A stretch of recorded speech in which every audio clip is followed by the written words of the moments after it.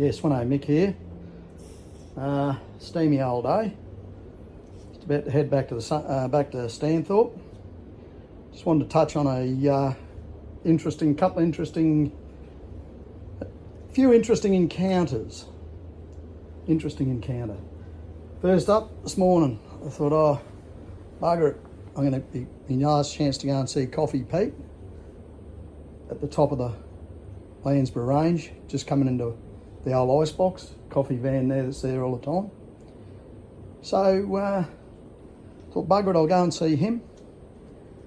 Drop in and get a bloody top brew. He makes a really good coffee. And I'll have a quick catch up with a couple of lads if they're there. What are you doing, Frankie? Oh, come here, beautiful. Come here, beautiful boy. It's me little Frankie fish. That me little Frankie fish. I better just turn that around for you so you can see little Frankie. There's little Frankie. Hey, me little fish. Anyhow, so that's okay. I'm up there. I've my two boys with me there on harness. And I got little Frankie in my arms. I got him out of the car and I just showing Coffee's his little operation, showing Coffee Pete his operation. And just as I'm going, no one there. There's a bloke waiting at the bus stop for the bus. So I puts little Frankie in the car and puts him in. I said good morning to the fella as I walked past. How you going, mate? Good morning, how you going? He said, yeah, good. And obviously waiting for the bus. And probably a bloke mid-50s, I suppose. Probably not as solid as me. Well, definitely not as solid as me. I'm about 85 kilos. Pretty short sort of bloke. I'm about 5'6", but pretty solidly built. Still at 61. Anyhow, I just takes off in the car and just looks in the rear vision mirror, no one coming. And as I'm pulling past Coffee Pete, he's at the western end of the bus stop, probably a car length, 2 car lengths off the road. And the bus can just come straight through and pull up. So I just pulled up and yeah, Pete, I'll catch up with you. Next minute, I've got this bloke who's raced up behind me, up to the side of me, and calling me for all the fuckwits and C words and you're a fuckwit, and I bloody shook my head and I went, holy shit, what's going on here? And then Pete Coffee said to me, oh Mick, just keep going. And I'm not like that. If someone starts abusing me, I will retaliate. And I said, I drove off, and then I thought, no, bugger this. So he throws me out in the reverse, and I goes back, pulls her off the edge of the road. And I said to him, hey, you, what the fuck are you talking to me like that for? Why the fuck are you abusing me like that? Now, I know I'm using pretty serious language here. And this bloke would have been about 55. I'm 61. And I said, don't talk to me like that. Anyhow, what's your fucking problem? And then he goes, do you want to know me problem? I said, fucking oath, I want to know your problem. Why do you talk to me like that? Then he's proceeded to tell me 2 weeks ago or something, he's at that bus stop and a council garbage truck pulled up to pick up the bin and it didn't pull up where he wanted it to, and he had to howl down the bus when it come, and he got some spits of rain on him. This is a completely fine morning this morning, and there was no bus coming. It was coming, but I had a clear vision. As soon as it was coming, I was just driving off. Would have been there of all of 5 to 7 seconds. Anyhow, I said, and then he starts screaming at me again. And I said, hey, old mate, I said, it's fucking like this. Don't make threats towards me. Do not make threats towards me unless you're prepared to back them up. And then I went on the defensive. I said, it's F-heads like you that drive people away from a beautiful little town like this. I said, you're an out and out piece of shit. So anyhow, it went on for a bit. And then I've driven off, told him a few more words, and if he wants to keep it up, I'll finish it for him. Anyhow, this bloke, as I'm driving off, he's abusing me. I thought he was going to attack me, and I was only hoping he did, because then I would have defended myself. And I told him, I said, you keep it up, and you attack me, I said, you're going to be dropped. I said, it's as simple as that.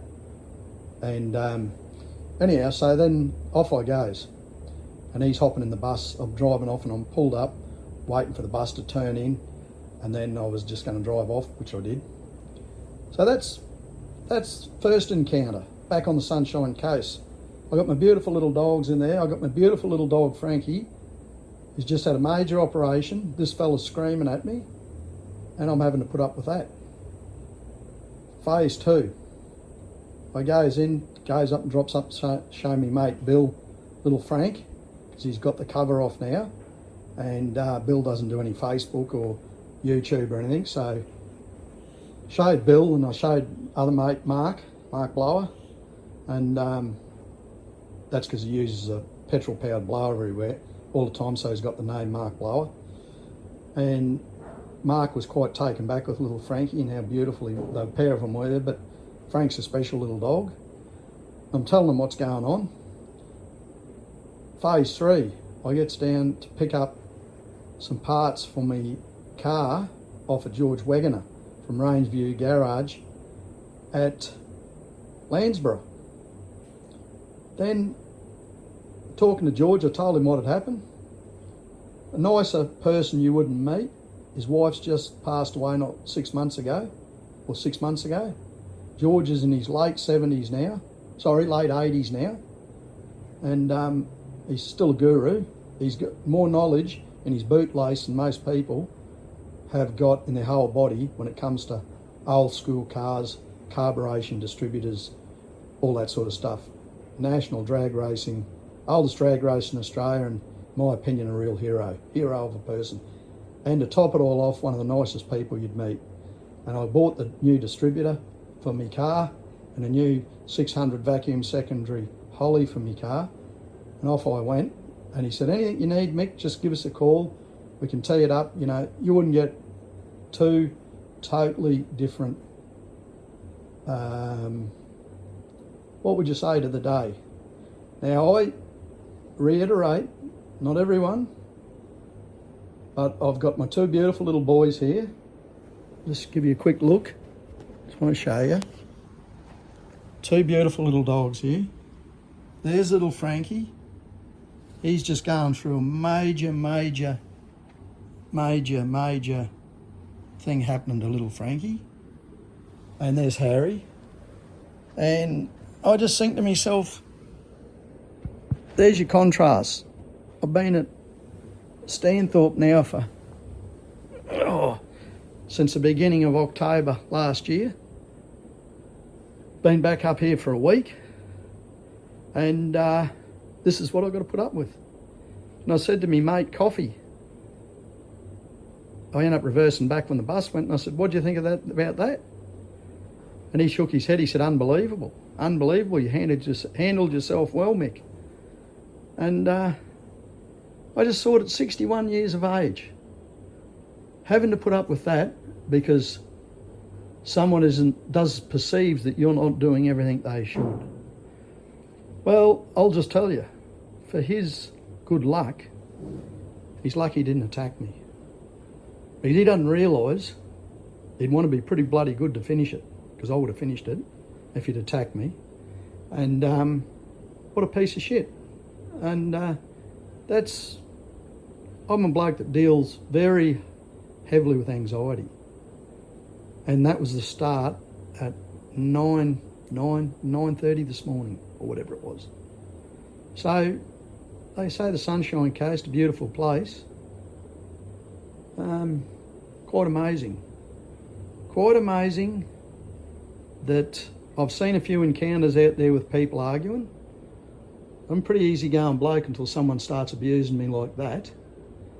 I was ready for him to hit me. I thought he was thinking about it, and I thought, well, it's going to be a bad move and a pretty bad day for you, old mate, if you do that. But anyhow, that's what we got. And I just said to him straight out, this is why we've got pieces of shit like you moving into this beautiful little town. This is what we deal with. I don't know why anyone would be so aggressive towards a person that had already said good morning to him. And I was pulled up for all of, like I say, between 5 and 7 seconds, but probably closer to 5. And that's what you got. But anyhow, on that note, I've settled down. Was pretty amped, and because that's fight or flight, and when you're being abused like that, it's not for me not to retaliate. Like if someone's wielding a knife or an axe or something, I'm not going to retaliate. You take good sense into account. But I wasn't going to retaliate unless he attacked me or come towards me like he was going to attack me. I was still sitting in my car, believe it or not. But this is a pretty long little vlog, and I just wanted to let you know that I sort of questioned myself. Extremely expensive living on the Sunshine Coast, and well, actually I hadn't even really questioned whether I'd made the right choice at all, because I thought, yeah, I have. And lo and behold, that reinforces it. I've talked to that many people down in Stanthorpe just through buying stuff at the shops and going to the shops and talking, and I have not yet once in the almost 4 months I've been there, I have not yet, and I have had the land since the beginning of last year, Carl's and I've not yet encountered one single problem. And that's the first time I've been out this week, because I've been caring for our little dogs, but making sure everything's right for little Frank. And like I say, it reinforces to me, apart from a few friends and family, and you probably really got friends you can count on, less than those 2 hands, when it's all said and done. And yeah, what do you say? But it was mind-boggling, and I think I defused it pretty well. I gave him the ample opportunity to attack me, which I thought he was going to, and I was ready for it. And I would have had to get out the car, of course, if he come at me. I was strapped in. I switched my car off, still strapped into my seatbelt. I thought he was going to come over and try and buff a few on my head. But yeah, it's my direct family descendants is Swensons and Vogels, and in the Vogel side, Swensons are pretty laid back, by what I recall of my father and his sisters and his father. I never knew my grandmother. I knew my grandfather. He was a pretty laid back old bloke, but I only knew him I only had anything much to do with him as when I was well into my 20s, but he was pretty cruisy. As for the Vogel side, he's probably lucky that I took after the Swenson side this morning, because I can assure you this, if he'd abused most people, or most of my other relatives on my mum's side, he probably would have been laying flat on his back, out to it, cold, and I didn't want to go down that route at 61, but or he would have been able to be able to duke pretty well. But anyhow, just thought I'd let you know.